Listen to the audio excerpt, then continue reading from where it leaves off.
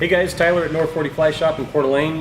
Today we're going to show you how to tie Tyler's big pheasant tail. So this is kind of my spin on an old classic, the pheasant tail, but a little bit bigger pattern. This is going to be a size 8. Kind of my addition that I put onto the fly is the purple UV dubbing, which has become really popular, and hot orange collar on the front here. Kind of been one of my favorite things to do on a lot of my nymphs. I don't know if it makes that big a difference or not. It's what I like to do. It sure does work great. This is probably my #1 favorite fly if I were to go out on a limb and say it. But a little bit bigger nymph here, so size 8.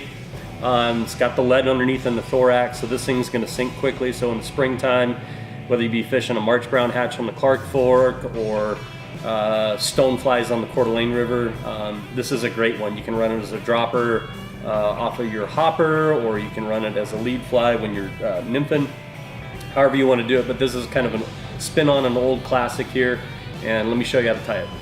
Okay guys, so let's get started here. So first step is you want to put your bead on your hook. So we're going to do a copper bead. You could do a gold bead. It's really up to you on what you want to do. Again, there are a few different sizes of beads that fit on the nymph hooks. I believe this one here is an 1/8.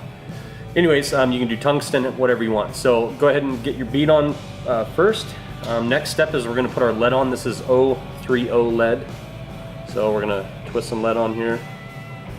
Okay, that's about 5 or 6 wraps is all you need. Trim your tags. Okay, next we're going to secure the lead here. So I'm using a pretty heavy thread here, guys. This is Danville's 210 denier, and it's in the hot orange. Make a few wraps over the lead here to secure it. I'll even go so far as to put a little head cement right on there, and that helps hold the bug together just a little bit better. Good. Okay, next we're going to put our pheasant tail in. So when I'm putting the pheasant tail in, this is actually the tail portion. I like to look for these maroon or kind of reddish color tips here. Okay, so I'm going to get a good section here, pull those off, and not a very long tail, so I'd say probably about 1/4 of the length of the shank of the hook is about what you want. So that's right where I want it. Tie that in.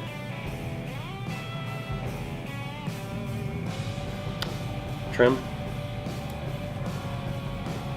Okay, next we're going to put our copper ribbing in, and this is brassy, which is the size. It's the ultra wire brassy size in copper. Tie that in. If you notice, I tied in the copper just a little bit further up here. Again, if you guys are new to fly tying, the copper is really slick, and if you don't tie it in very well and you go to start ribbing your nymph, it can pull out on you, so make sure you tie it in really well. It also does help taper the fly slightly too, so I tied in kind of the full length. Next, for the tail, we did about yay much. For the body, we're going to do about yay much. A little bit more, about twice as much as what you use for the tail. Okay, now we're going to tie in this section at the tips back here. Secure that in. Bring your thread forward, and then we're going to wrap. You can get the fibers kind of flattened out there. It works a little bit better. And I trap every time I come around. Okay, I'm going to make about 3 wraps, secure it, trim. Good. Kind of wrap that down a little bit. Okay, now your copper wire, we're going to counter rib. Pretty common technique we use in fly tying. So again, if you guys are new, so we went clockwise with the pheasant tail. We're going to go counterclockwise with the copper wire. So I'm going to make about 4 wraps. Is all you need, and it does 2 things. So it's going to spread out over that pheasant tail and secure it. It's going the opposite direction, so it's kind of going across the fibers there.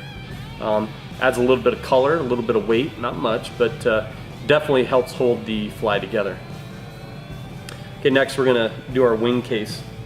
So again, we're doing pheasant tail again here. We're going to use maybe about the same amount as we use for the body, maybe just a touch less. So I'm going to pre-measure here. I'm going to be about the length of my tail from the eye of the fly back to the length of the tail is what I want. Cut that, secure it in. Okay. Now the tips, guys, are going rearward. We're going to fold this over. It's actually going to get folded twice. It's going to get folded forward and then back for the legs. So you want to make sure you don't short sell yourselves there. Okay, now our dubbing. We're going to go our UV purple dubbing. Everybody's tying with purple now. Seems to be the hot color. Okay, so I get my dubbing put on there. I like to go pretty fat for my thorax here, so about 3 little sections of dubbing on there, and go for it. Go ahead and wrap it on there. And I kind of wrap right in the middle, leaving a little bit of a gap up here at the front for my tie-off area.